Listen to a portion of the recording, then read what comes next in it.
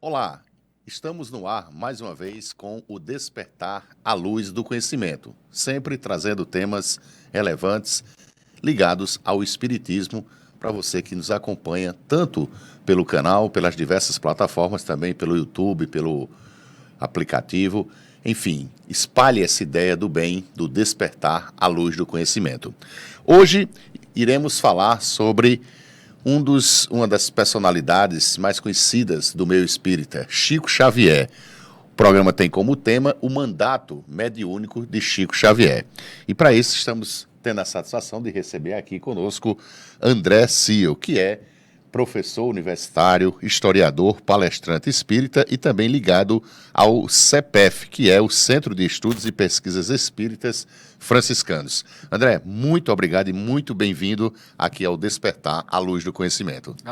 Eu que agradeço, Fabiano, pelo convite e pelo acolhimento aqui, no programa. Uma excelente oportunidade. E falar de Chico Xavier é falar de um universo extremamente amplo e gigante, né, André? Exato.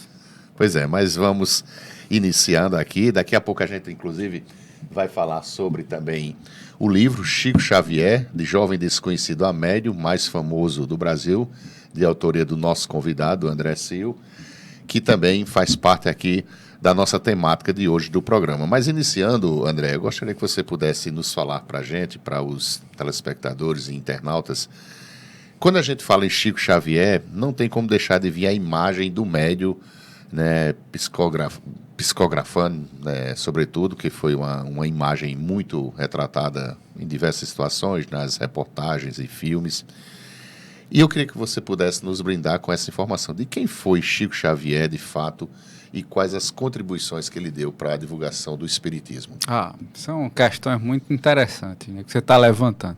Porque, de fato, a imagem do Chico Xavier, esse Chico Xavier que nós conhecemos, é muito diferente do início da carreira do jovem desconhecido, não é?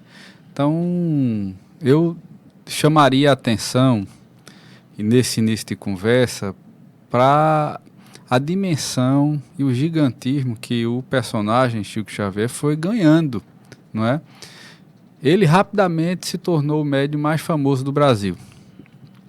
Do seu surgimento e no final de 1931 até 1938. Em 1938 ele já era a principal referência doutrinária do espiritismo brasileiro, não é? E ele trouxe muitas contribuições. Eu queria, nesse início, chamar a atenção dos elementos de inovação que ele fez e trouxe. Como médium, ele introduz na prática do movimento espírita uma relação com um espírito que não era simplesmente ele, como autor, uma assinatura de um médium, de um autor espiritual. Eu vou chamar a atenção do Emmanuel. No início da carreira, o Emmanuel não é tão conhecido, né? Ele... O mentor espiritual. O mentor que ficou conhecido como o mentor espiritual do Chico Xavier a partir de uma série de reportagens do jornal O Globo, de um jornalista chamado Clementino de Alencar. E ele muito incomodado porque o Chico Xavier estava psicografando um cronista, né? Ele psicografa inicialmente vários autores, vários poetas, que é lançado o Parnaso de Além-Túmulo. Em Parnaso de Além-Túmulo, a recepção do livro inicialmente é morna, não é um grande sucesso inicialmente. E aí esse cronista que escreve, né, várias crônicas que eram líderes no Brasil todo. O nome desse cronista é Humberto de Campos. Ele escreve 2 crônicas fazendo críticas e com ironia, como o refinamento do cronista daquele período. E o Chico Xavier, através da psicografia, mas também o grupo lá da Federação Espírita Brasileira responde, etc.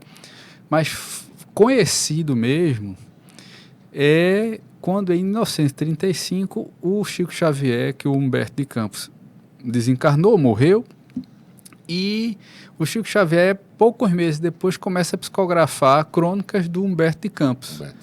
E isso chama atenção muito àquela geração de leitores que conhecia a produção do Humberto de Campos. Ele era famosíssimo e morreu assim de um processo cirúrgico, que ele vinha de um adoecimento e narrava nas crônicas o processo. Então foi uma comoção nacional. Pouco tempo depois, o Chico Xavier, um jovem desconhecido, começa a psicografar, e ele fala de relatos, né, da família, da chegada no plano espiritual, e aquilo tem uma repercussão muito grande. O Clementino de Alencar vai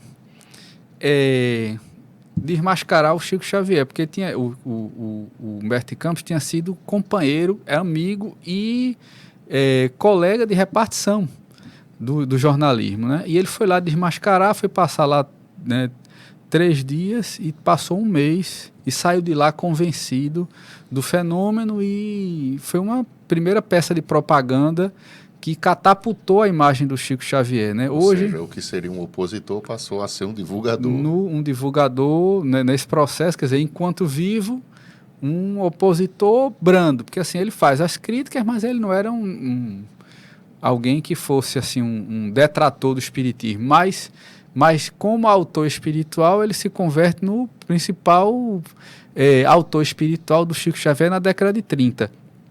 Aí o público mais amplo descobre o Emmanuel. Eu quero só chamar a atenção para responder a pergunta que você me fez, que é com a descoberta de Emmanuel, que era o mentor do Chico Xavier, que já tinha textos psicografados no Reformador, mas o grande público conhece o Emmanuel, né, o Chico Xavier e o Emmanuel.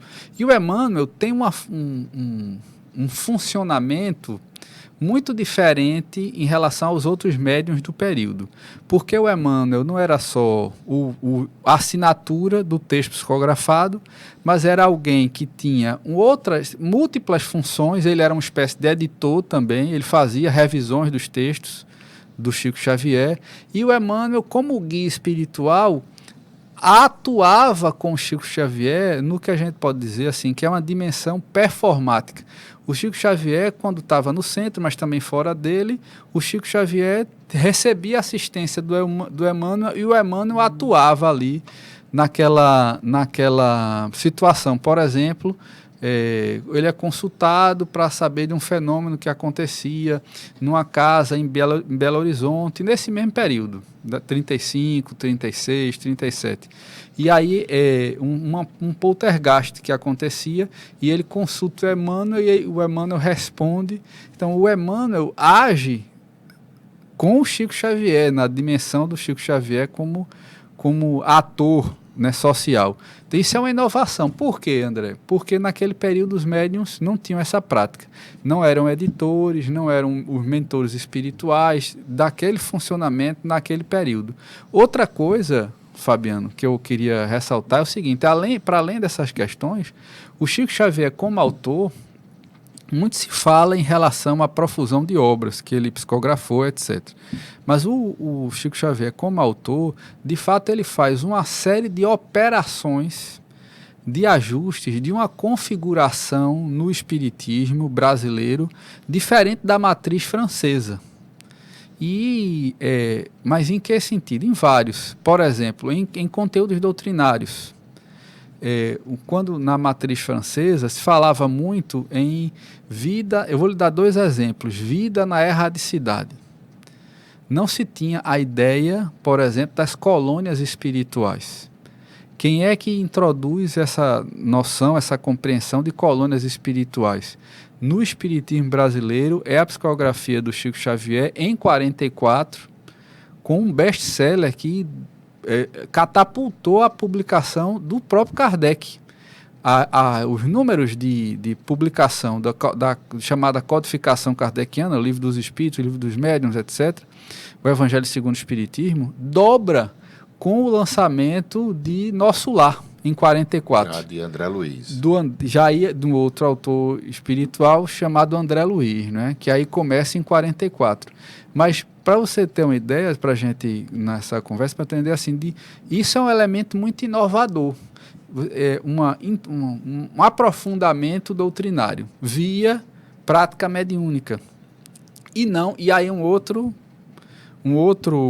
exemplo que eu queria te dar da dimensão do Chico Xavier é que ele, como médium, adquire um estatuto diferente do que era o funcionamento do médium na França, no espiritismo francês, europeu. Por quê? Porque a dimensão do Chico Xavier como médium, no espiritismo francês, você tinha o médium de uma dimensão muito mais discreta, e o médium era um caminho para se achar o conhecimento, mas as mensagens eram muito comparadas. Era como se você tivesse, para guardar as devidas proporções, você tivesse assim, um paradigma, um funcionamento quantitativo, que eram muitas mensagens comparadas, e aí o Kardec faz isso como uma espécie de codificador. Ele não é um autor, ele compara as respostas das perguntas.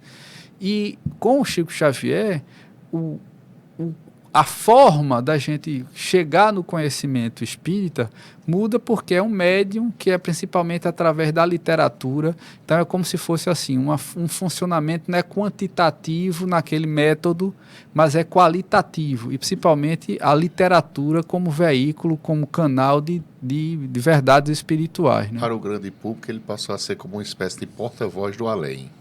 Chico Xavier, sim, nesse sentido, sim, né? Sim, de trazer essa mensagem de mentores, de como sim. era a vida do outro lado. Não é isso? E promovendo uma série de ajustes doutrinários. Eu vou lhe dizer outros exemplos. Por exemplo, muito se falava que no período do Chico Xavier, muito se falava que os espíritas não eram nacionalistas.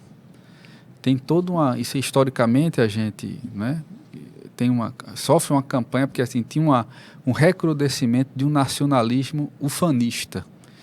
Na década de 30, você tinha o integralismo, que era um movimento fascista, que tinha uma sintonia, se aproximava dos partidos fascistas na Itália e nazista na Alemanha. E isso, por exemplo, os integralistas viam os espíritas com maus olhos, porque diziam assim, olha, se o camarada acredita que hoje é brasileiro e depois ele pode ser inglês ou pode ser boliviano, cadê a nação? Porque a ideia da reencarnação coloca em xeque essa lógica da hierarquia de pertencimento a um país... Que é mais universal, né? Que é mais universal. Aí, resultado... aí o Chico Xavier psicografa, através da sua mediunidade, um livro chamado Brasil, Coração do Mundo, Pátria do Evangelho, que é uma versão nacionalista da história do Brasil, colocando o Brasil no centro de uma, eu vou dizer entre aspas, revolução espiritual, de uma missão que é muito mais... não é material, mas é como se o Brasil tivesse a vocação de ser o coração do mundo. O título está dizendo isso. É a pátria do Evangelho, porque aqui sairia, ou daqui sairia um funcionamento de uma religiosidade diferente, que contaminaria, que transbordaria para o mundo. E hoje não tem mais espíritas no mundo, né, André? Hoje é um país assim, né? Mas a ideia do livro é, na realidade, uma versão espiritual da história do Brasil, e colocando o Brasil no centro, e a Federação Espírita Brasileira é uma resposta a essa acusação dos integralistas. Moral da história, ele de fato, esse livro estanca a campanha, ele é muito usado para defender os espíritas, para dizer assim, tá vendo, os espíritas também têm um nacionalismo, também amam o Brasil, etc. E dentro dessa perspectiva, André, que você fala de inovação, aí a gente chega no outro momento, as cartas consoladoras de Chico Xavier, pode ser considerado nesse processo também, em termos até de divulgação e de ampliação do espiritismo, como um momento marcante, onde muitas mães procuravam para ter relatos e acabaram tendo relatos de filhos que desencarnaram, enfim. Eu acho massa essa sua pergunta, Fabiano, porque assim, olha, me permite dizer o seguinte, você tem momentos diferentes do que eu vou chamar de mandato mediúnico do Chico Xavier, ou da produção literária do Chico Xavier.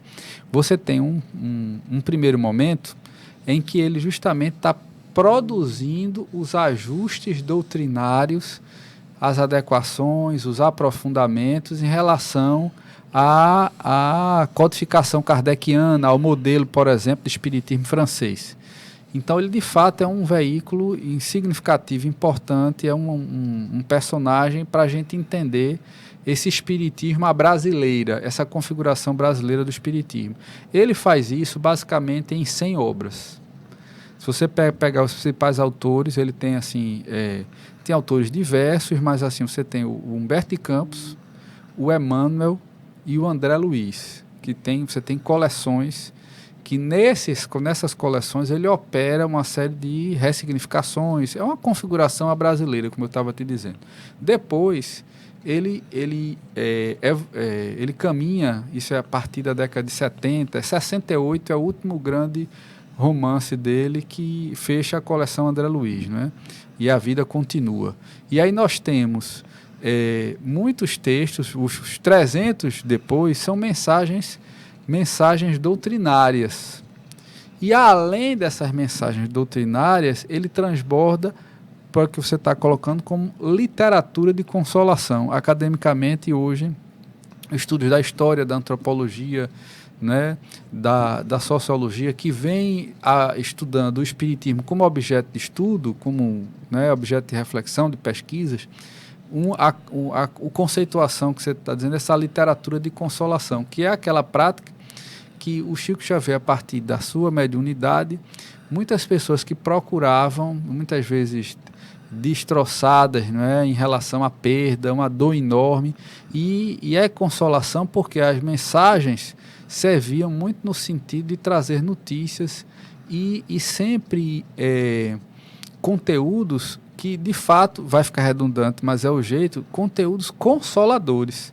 Por quê? Porque é um alívio muito grande para a sensação de perda, né, para o luto, né, que você a pessoa está sentindo. Você tem uma mensagem daquele ente querido, e esse propósito dessa literatura de consolação é uma mudança na perspectiva de atuação da mandato mediúnico dele, e aí ele foi até praticamente o final dessa existência. E isso acabou ajudando muito a divulgar também o espiritismo, sim, né? Sim, também. E com relação a essa assistência espiritual que o Chico Xavier tinha, como é que era de fato que acontecia para ter todo esse trabalho que ele desenvolveu, não só da questão da consolação, como a gente falou, mas de um modo geral nesse trabalho que ele fez em prol do espiritismo no Brasil?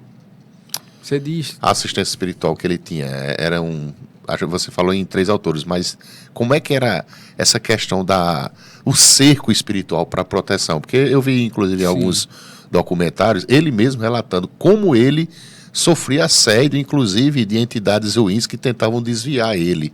Porque era um trabalho, de certo modo, muito difícil, né? Praticamente dedicado à questão da psicografia. Como é que você entende esse trabalho que envolvia o todo do Chico Xavier? Você tem a dimensão espiritual, que você está dando ênfase, e tem também a dimensão material, né? Eu queria, assim, nesse momento, fazer uma reflexão sobre a gente observando o Chico Xavier como personagem histórico, o quanto ele teve uma existência desafiadora. E eu digo a você com muita tranquilidade muitas questões que ele desenvolveu de relações até de coerência com que ele pregava, não é? Por exemplo, o Chico Xavier, ele para atestar a veradicidade das mensagens, ele dizia, olha, eu não aceito, ele rompeu com o quê? Com o direito autoral. O Chico Xavier podia ser um homem rico. Ele vendeu, ele sustentou, ele criou e financiou, porque com as obras dele foi montado o que no período provavelmente foi o maior parque editorial da América Latina, foi no Rio de Janeiro, que a FEB montou com o dinheiro da obra da psicografia do Chico Xavier. Ele montou uma série, sem número de obras de caridade, hospitais espíritas, escolas, centros espíritas em Minas Gerais, né, em Uberaba. Então, nada desses recursos ele usufruiu. Então, isso como pessoa física, né? Como pessoa física, com nada. Ele podia ser um homem rico. Você tem casos de outros médiuns no Brasil que tiveram uma vida materialmente muito confortável, não são espíritas, que iniciaram no espiritismo, tiveram que sair porque você tem uma compreensão, o Chico Xavier consolida isso, que é aquele princípio cristão que é dar de graça o que de graça recebesse, e tudo é voluntário no espiritismo organizado. Então, no movimento espírita, o Chico Xavier viveu essa coerência em relação a esse seu mandato mediúnico. Agora, o que ele passou, eu diria para você, para ele tornar-se o Chico Xavier que ele se tornou, essa dimensão de personalidade que transcendeu o próprio movimento espírita. Ele participou de um programa, o Pinga Fogo, em 1971, 72. Ele fez duas edições, foi uma repercussão enorme. Ele conseguia transcender. Esse era o lado que a gente conhece. Mas, por exemplo, ele, desde lá de Pedro Leopoldo, sofre as campanhas, né, de detratores, né? Quer dizer, não foram flores. Esse reconhecimento do trabalho assistencial, da coerência, ele tinha uma forma, um comportamento que me chama muita atenção, porque ele era assim, uma liderança muito atuante e muito discreta no movimento espírita. Ele era um camarada que, assim, mobilizava as pessoas, mobilizava o movimento, e ele não se projetava enquanto essa liderança em si, entende? Mas ele foi galgando e com todas essas estratégias, ele sofreu muitos reveses, percalços, campanhas de difamação, entende? Eu diria assim, um verdadeiro assédio. E também, por outro lado, ele chegou a uma condição, porque assim, não é o que ele trabalhou, não é o que ele se comportou, mas Fabiano, o que também os outros fizeram dele. Eu diria, tem uma parte das pessoas que encontrou consolo em Chico Xavier, que foi buscar ajuda, que tinha uma representação muito mitificada dele. E isso também produzia sofrimento em Chico Xavier. As pessoas, por exemplo, isso também foi uma situação desafiadora. Gente que não respeitava nenhuma privacidade do Chico Xavier, gente que ele já no final da vida, bem velhinho, querendo que ele resolvesse os problemas, entende? O Marcel Souto Maior tem uma biografia muito séria, jornalística, e ele traz relatos assim, de situações em que essa visão de mito que o Chico Xavier passou a apresentar ou representar para algumas pessoas, não para o movimento espírita sério, não é? Mas assim, essa dimensão que ele transcendeu, que virou um personagem comum, né? Que foi muito conhecido na mídia, e isso gerou então, para além de todos os desafios da questão da dimensão espiritual, essa dimensão concreta, palpável, material, é que eu queria dar ênfase. A gente pensa que não, mas os detratores e aqueles que transformaram o Chico Xavier no mito e negavam a dimensão humana do Chico Xavier, foram situações desafiadoras para ele. Estamos conversando hoje aqui no Despertar com André Ciel, que é palestrante espírita, também pesquisador, professor, sobre a obra de Chico Xavier. Inclusive, nos streams, né, nos portais e nos canais você vai ver muito material, inclusive audiovisual, porque o assunto é riquíssimo. Chico Xavier tem muitos filmes retratando a obra dele. Inclusive, recentemente eu tive a oportunidade, André, de acompanhar uma série que está na Disney, é uma série fantástica, são 6 episódios, que o nome da série é Chico Xavier.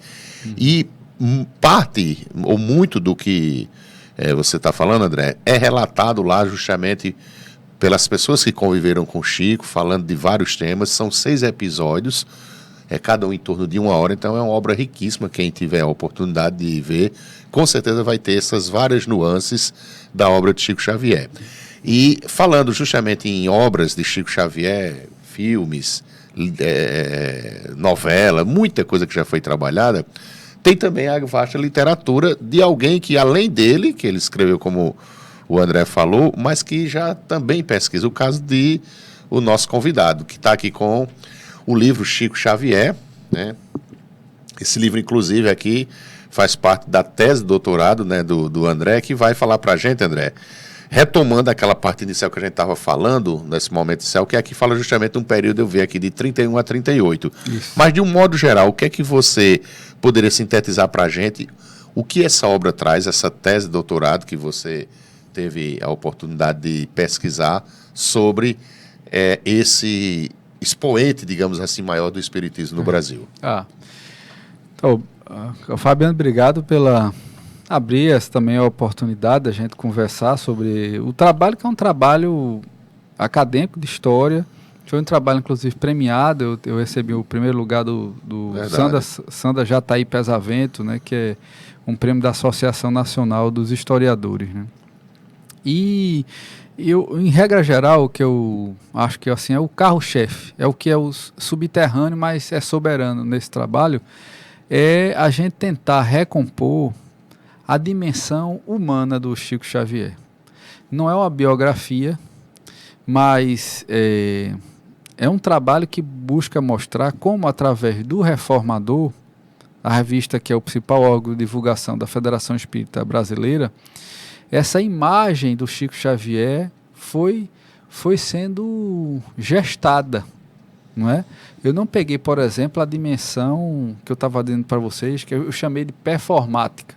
Mas assim, a dimensão da figura humana, das relações, não é uma biografia. Essa dimensão é muito interessante. O Chico Xavier era uma pessoa muito inteligente, não é? Era um leitor voraz, era um autor de poemas, não é? Agora, a produção que ele tinha como autor no início da vida, com 20 e poucos anos, que as pessoas escreviam, né? Ele morava num rincão a 30 quilômetros de Belo Horizonte, né? Hoje é uma região metropolitana, mas num período que as pessoas faziam a cavalo, né? Ele vivia num certo isolamento. Mas o personagem histórico não quer dizer que a gente negue a dimensão espiritual, não é? Mas eu não estudei, por exemplo, o cotidiano da vida dele. Eu não estudei as fases da vida dele, mas eu estudei como na revista O Reformador, a partir do lançamento dos livros, a partir das notícias, foi se criando uma imagem do Chico Xavier, que é esse personagem que a gente conhece hoje, não é? E dizer personagem não quer dizer que seja um sentido pejorativo, mas é a imagem pública. Isso eu quero chamar a atenção. Que tinha coerência com o personagem de fato Chico Xavier, sim, tinha, entende? Mas, por exemplo, é a partir do lançamento do livro, quando ele é acusado de dizer que ele estava imitando estilos, não é? Aí o Reformador passa a apresentar o quanto, por exemplo, ele tinha um voto que eu vou chamar de voto de pobreza, e que ele não se beneficiava com a venda dos livros.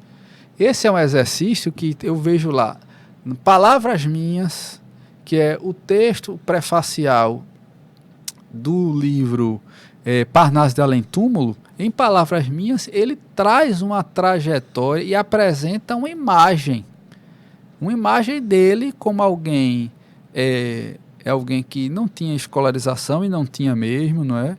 E que depois, no outro texto prefacial, que é Cartas de uma Morta, que é um segundo texto, que é o último que ele escreve, com textos prefaciais dele, Chico Xavier escrevendo, que é ele que escreve, não é uma psicografia. E nesse segundo texto prefacial, eu analiso no livro, ele explicita a questão de que romperia com qualquer coisa em relação à remuneração. Ele deixa claro isso. Isso é um exercício para mostrar aos leitores que ele não era o autor, que ele não podia receber o dinheiro porque ele de fato não tinha sido daqueles livros psicografados, não eram produtos da sua imaginação criativa, do seu trabalho intelectual. E ele exercita e vive essa vida toda, podendo ser um homem rico.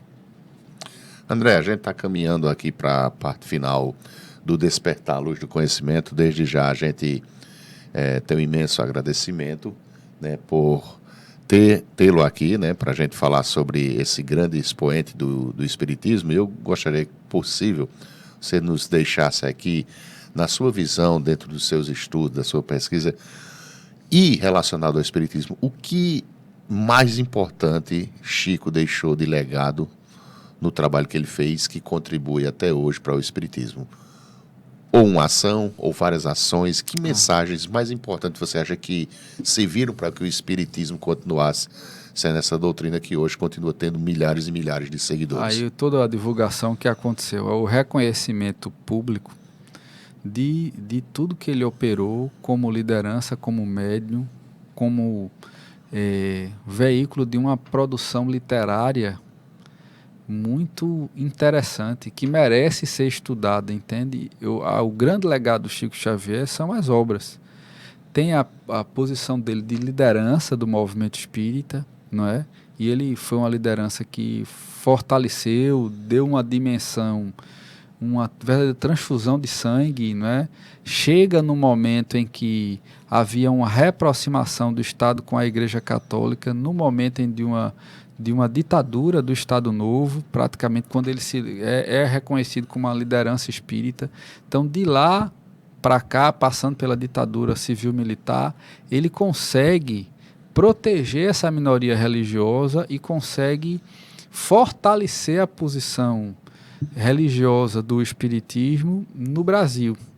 Então, se hoje nós temos um crescimento do espiritismo no Brasil, uma parte significativa a gente precisa reconhecer que é fruto de todo um grupo da Federação Espírita Brasileira, mais, né, das instituições organizadoras, mas a liderança do Chico Xavier precisa ser salientada.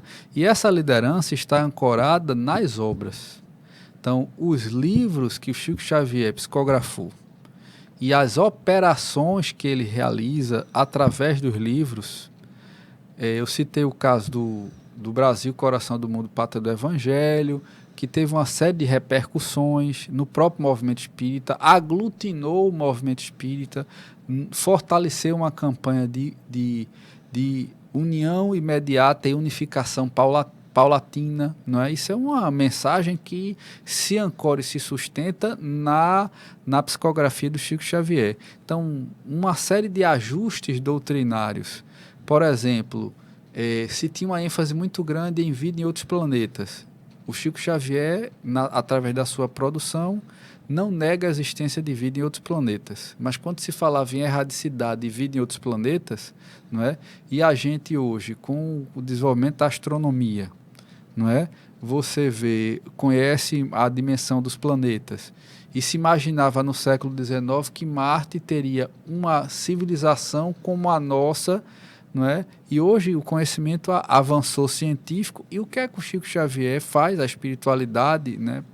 Nós espíritas que acreditamos que, né, num pacto de leitura, que as informações vêm do plano espiritual, mas há um ajuste doutrinário que ele muda de eixo do plano espiritual, da erradicidade e pluralidade dos mundos habitados, para as colônias espirituais.